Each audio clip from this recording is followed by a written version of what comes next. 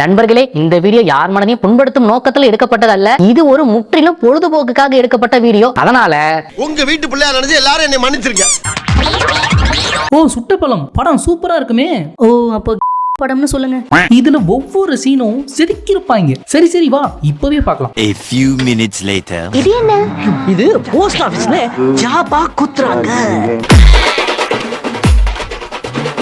என்ன படம் இது நந்து? அந்த சத்தம் கேக்குது இல்லையா? சைனீஸ் படம்.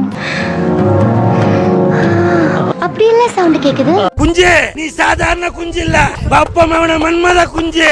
ஹீரோயின் மேடம், அப்ப இந்த ஆடியோ என்ன படம்னு உங்களுக்கு தெரியல அப்படிதானே? ஆனா ஹீரோ சார் அப்படிலாம் இல்லப்பா, ரொம்ப தங்கமான மனுஷன், பக்கா ஜென்யூன். படம் பாக்குறதுக்கு மலையாள கேட்டப்பா. 80s காலகட்டத்தின் கனவு நாயகன், காதல் மன்னன், கவர்ச்சி கண்ணன், இப்படி பல பட்டங்களை தோல்ல தூக்கி சுத்தி திரிஞ்ச நம்ம மோகன் சாரை கூட்டிட்டு வந்து ஒரு முழு நீள படத்துல நடிக்க விட்டுருக்காங்க. இந்த படம் வந்து கிட்டத்தட்ட 17 வருஷம் ஆகுது. அப்புறம் ஏன்டா இவ்வளவு வருஷம் கழிச்சு ரோஸ் பண்ற?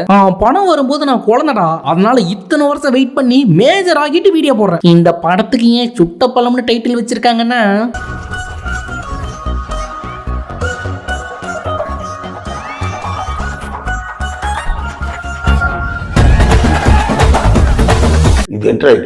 ஓ, பழம் சூடுபட்டதால், அதாவது சூடு பழத்தை சுட்டதால் சுட்ட பழம் என்று பேர் வச்சிருக்காங்க. சார், ஐயா, தமிழ் அறிஞரே. இப்ப ஓபன் பண்ண ஒரு 5 போலீஸ் சேர்ந்து ஒரு கொலகாரனை பத்தி டீப்பா டிஸ்கஸ் பண்ணிட்டு இருக்காங்க. அங்கிருந்து கட் பண்ணா ஹீரோ இன்ட்ரோ சாங். பளபளக்கற பகலானி, 10வது பைலானி, வாங்கித்தா பிரியாணி, வாங்கி தரியானி. இப்போ அங்கிருந்து கட் பண்ணா ஹீரோ ஒரு பொண்ணை பயங்கரமா சேஸ் பண்ணிட்டு இருக்காரு. உடனே அங்க இருக்கிற ஊர் மக்கள் எல்லாம் ஓடி வந்து, என்ன தைரியம் இருந்தா பட்ட பகல்ல நடு ரோட்ல ஒரு பொண்ணை இப்படி வெறித்தனமா விரட்டிட்டு இருப்ப அப்படின்னு கேட்க, உடனே ஹீரோ சார் சொல்றாரு, செல்போனை திருடிட்டா 10,000 ரூபாய் போன். சார், நீங்க பொது ஆள் தானே சார்? ஒரு தடவை ஓரமா வாங்க சார். இன்னைக்கு நரி முகத்துல முழிச்சிருக்கோம், சரியான யோகம். குஞ்சே, நீ சாதாரண குஞ்சு இல்ல, பப்பமவன மன்மத குஞ்சு. டேய், என்னடா ஸ்டார்டிங்ல சீனா? நீங்க சொல்றத நாங்க எப்படி நம்புறது? வாங்க எல்லாம் செக் பண்ணி பாத்துக்கோங்க. கலந்து பயல, ஓ சைஸ் என்ன, அவ வயசு என்ன? ஆனா இந்த சீனுக்கும் இந்த படத்துக்கும் ஏதாவது சம்மந்தம் இருக்கான்னு கேட்டீங்கன்னா ஒரு சம்பந்தமும் இல்லடா. இந்த படத்துல கில்மா சீனை கொண்டு வந்து சொருவனே இந்த சீனை கொண்டு வந்து சொருகிருக்காங்க. இப்போ 8 மணி நேரத்துக்கு பிறகு ஹீரோ சார் ஒரு பார்ட்டி அட்டெண்ட் பண்றாரு. அந்த பார்ட்டிக்கு வர அனுமோகன் சார், ஹீரோ சார் வாங்கின கடனை திருப்பி கொடுக்கணும்னா பின்னால ரோல உட்கார்ந்து இருக்கிற அந்த ஆன்ட்டி எனக்கு கூட்டி கொடு அப்படின்னு சொல்லிட்டு போயிடுறாரு. உடனே ஹீரோ சாரும் ஆக்ஷன்ல இறங்குறாரு. ஆக்ஷன்ல இறங்கி ஆன்ட்டி மாறி போய் அனுமோகன் சாரோட ஒய்ஃப் கிட்டே போய் ஃபிளிப் பண்ணிட்டு இருக்காரு. உடனே அந்த ஆன்ட்டி பதறி போய் ஹீரோ சாரை பார்த்து அவர் ஒரு காம கொடூரன் நினைச்சுக்கிட்டு அங்க இருந்து எஸ்கேப் ஆக ட்ரை பண்றாங்க.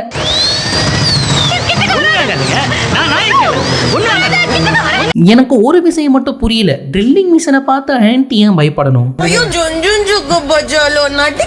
இதுல இன்னொரு கொடுமை என்னன்னா, ஹீரோ சார் இந்த படத்துல ஒரு மிகப்பெரிய ரெசார்ட்டுக்கு ஓனரு. ஆனா அங்க இருக்கிற பங்கு கடையெல்லாம் கடன் வாங்கி வச்சிருப்பாரு. போய் சொன்னாலும் பொருந்த சொல்லணும்னு சொல்லுவாங்க. அவ்வளவு பெரிய ரெசார்ட்டுக்கு ஓனரா, ஆனா பங்கு கடையில கடன் வாங்கி அந்த பக்கம் கிராஸ் பண்ணும் போதெல்லாம் தப்பிச்சு போறதுக்காக இப்படி உட்கார்ந்தே நடந்து போவாராம். இப்ப படத்தோட டைட்டில் ரிவீல் பண்றதுக்காக ஒரு சீன்.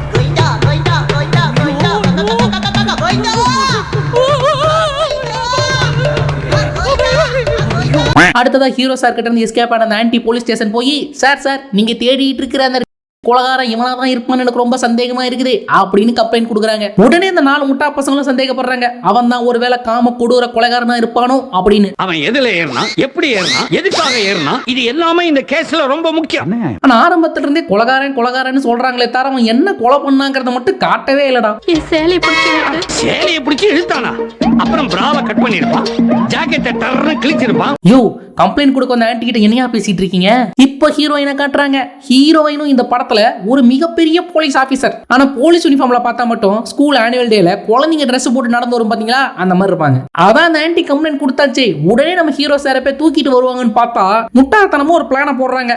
என்ன பிளான்னா, இந்த ஹீரோயின் மேடம் ஹீரோ சார் கிட்ட பழக விட்டு அவரு மெய் மறந்து வேற மூட்ல இருக்கும்போது கப்புன்னு கையில விலக மாட்டி கூட்டிட்டு வர போறாங்களாம். இது பார்த்தா ஹீரோ சாரை பொறி வச்சு பிடிக்கிற மாதிரிலாம் தெரியல. ஹீரோ சாருக்கு ஏதோ மாமா வேலை பாக்குற மாதிரி இருக்கு. இப்போ ஹீரோயின் மேடம் கூட்டிட்டு போய் ஹீரோ சாரோட ரிசார்ட்ல, அதுவும் ஹீரோ சார் கூடயே ரூம்ல ஸ்டே பண்ண வைக்கிறாங்க. எதுக்குன்னா ஹீரோயின் மேடம் ஷெட்யூஸ் பண்ணி ஹீரோவை கேட்ச் பண்ணிட்டு வரான். இது எப்படி இருக்குன்னா, பசியில இருக்கவங்ககிட்ட பிரியாணி பொட்டலத்தை கொடுத்து அந்த பிரியாணி அவன் பிரிச்சு சாப்பிட்டா அவன் தான்டா கெட்டவன் அப்படின்னு சொல்ற மாதிரி இருக்கு. ஆனா இதுல ஹீரோ சாருக்கு ஒரு ஹேபிட் இருக்கும். அவர் ஏதாவது ஒரு ஆன்டி கிட்ட தெரியாதனமா மிஸ்பிஹேவ் பண்ணிட்டாலோ இல்ல எந்த கேளையாவது தப்பா நினைச்சிட்டாலோ உடனே அங்க இருக்கிற சர்ச்சில் போய் சாரி கேட்பாரு. ஹீரோ சார் பண்ற வேலையெல்லாம் பண்ணிட்டு நல்ல ஒரு மாதிரி வந்து சாரி கேக்குறீங்க. இப்ப ஹீரோ சார தன்னோட வலையில விழ வைக்கிறதுக்காக ஹீரோயின் மேடம் சுத்தி சுத்தி செடியூஸ் பண்ணிட்டு திரியுறாங்க. ஆனா நம்ம ஹீரோ சார் இது எதுக்குமே மசிய மாட்டாரு. ஆக மொத்தம் இந்த சுட்ட பழத்தோட கதை என்னன்னா, இந்த ஹீரோ சார மூடாக்கணும். இதுதான் கதை. டைரக்டர் சார் உங்களுக்கு பொழுது போலனா ஒரு மனுஷனை பிடிச்சி எப்படி மூடாக்குறதுங்கிறதே 3 மணி நேரம் படமா எடுத்து வச்சிருக்கீங்களே, எப்படி சார்? இவங்க என்ன பண்ணாலும் ஹீரோ சார் கொஞ்சம் கூட மசிய மாட்டாரு. உடனே இவங்க கிளம்பி போய் அவங்க மேலதிகாரி கிட்ட சொல்றாங்க, நான் என்ன ட்ரை பண்ணாலும் அவன் கொஞ்சம் கூட மசியவே மாட்டான் அப்படின்னு சொல்லவும், திரும்பவும் அங்க இருக்கிற போலீஸ்காரங்க எல்லாம் முட்டாத்தனமா யோசிச்சு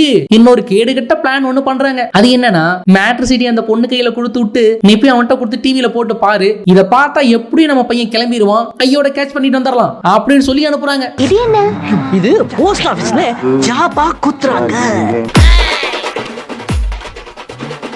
என்ன படம் இது நந்து? அந்த சத்தம் கேக்குது இல்லையா? சைனீஸ் படம். அப்படி என்ன சவுண்ட் கேக்குது? குஞ்சே நீ சாதாரண குஞ்சு இல்ல, பாப்பா மவன மன்மத குஞ்சு. இல்ல எனக்கு சத்தியமா புரியல, இந்த மாதிரி படம் எடுக்கணும்னு எடுக்கிறாங்களா இல்ல படம் எடுக்கலாம்னு எல்லாரையும் கூட்டிட்டு வந்ததுக்கு அப்புறம் கதை இல்லங்கிறதுக்காக இந்த மாதிரி சீனா பார்த்து உள்ள சொருகுறாங்களா? ஆனாலும் ஹீரோயினோ நம்ம ஹீரோ சார கெட்டவர்னே நினைச்சிட்டு இருப்பாருங்க. இப்ப உதாரணத்துக்கு ஹீரோ ரூமுக்கு எதிர்ச்சியா ஹீரோயின் வந்துருவாங்க. அவர் அங்க உட்காந்து பண்ணிக்கிட்டு இருக்கிற விஷயத்தை பார்த்து தப்பா ஏதோ பண்ணிட்டு இருக்காரு நினைச்சிட்டு தப்பாவே புரிஞ்சு வச்சிருப்பாங்க. இப்ப கொண்டு வந்த சீடியை போட்டு ஹீரோயின் மேடம் எவ்வளவோ ட்ரை பண்ணியும் ஹீரோ சாரு கொஞ்சம் கூட டெம்ப்ட் ஆகவே மாட்டாரு. பிகாஸ் அவர் தான் ஜென்யூன் பர்சன். படம் பாக்குறதுக்கு மலையாள கேட்டப்பா. இப்ப ஹீரோ சார் என்ன பண்ணாலும் தப்பாவே பார்த்து அவர் ரெசார்ட்ல வச்சிருக்கிற பொம்மையை தூக்கிட்டு போய் உள்ள வைக்க போவாருங்க. அதை பார்த்து கூட தப்பாவே நினைச்சுக்குவாங்க. Rank calculation. என்னடா இவன் என்ன பண்ணாலும் டெம்ப்ட் ஆகவே மாட்டேங்கிறான்னு போலீஸ் எல்லாம் ஒன்னா சேர்ந்து இந்த பிளானை அடுத்த லெவலுக்கு கொண்டு போறாங்க. அது என்னன்னா, அந்த குரூப்ல இருக்கிற ஒருத்தர் அவரோட ஒய்ஃபைய டைரக்டா கூட்டிட்டு வந்து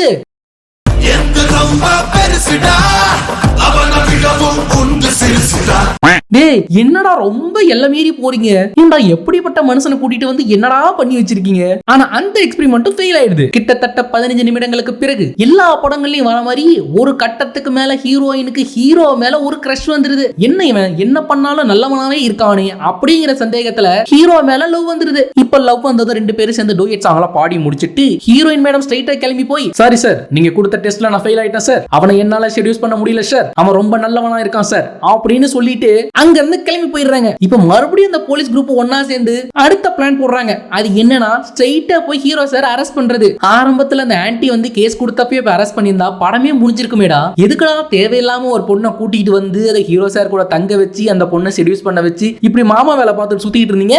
இப்ப அரெஸ்ட் பண்ண போகும்போது தெரியுது கில்லர் அவர் கிடையாது, அந்த சர்ச் ஃபாதர் தானே. உடனே அனைத்து படங்கள்லயும் வர மாதிரி வில்லனை அரெஸ்ட் பண்ணிட்டு ஹீரோ ஹீரோயினை சேர்த்து வச்சுட்டு போயிடுறாங்க. அவ்வளவுதான் படம் முடிஞ்சது. இப்படிப்பட்ட கிரிஞ்சு காவியங்கள்லாம் தானா உதயமாகிறது கிடையாது. யாராவது ஒரு கிரிஞ்சு டைரக்டர் தான் பார்த்து உருவாக்கி விட்டுறாங்க. இருந்தாலும் இந்த 2.5 மணி நேர கிரிஞ்சு காவியத்தை நம்ம சப்ஸ்கிரைபர்ஸை திருப்திப்படுத்துற ஒரே நோக்கம், அந்த ஒரே நோக்கத்துக்காக உட்கார்ந்து பார்த்து பக்குவமா ரோஸ் பண்ண எனக்கு நீங்க ஏதாவது பண்ணணும்னு நினைச்சீங்கன்னா இந்த வீடியோக்கு ஒரு லைக் போட்டுட்டு கீழே வந்து சப்ஸ்கிரைப்னு ஒரு பட்டன் இருக்கும், அதை கிளிக் பண்ணிக்கோங்க. Please help me, please help me. பக்கத்துல ஆள்னு ஒரு சிம்பிள் வரும், அதை கொடுத்துக்கோங்க. அப்பதான் நாங்க என்ன ரோஸ்ட் வீடியோ போட்டாலும் உங்களுக்கு உடனே நோட்டிபிகேஷனா வந்து சேர்ந்துரும். மீண்டும் இதே போல் இன்னொரு ரோஸ்ட் வீடியோவோட உங்க எல்லாரையும் சந்திக்கிறேன். This is Vijay Kumar signing off. Bye.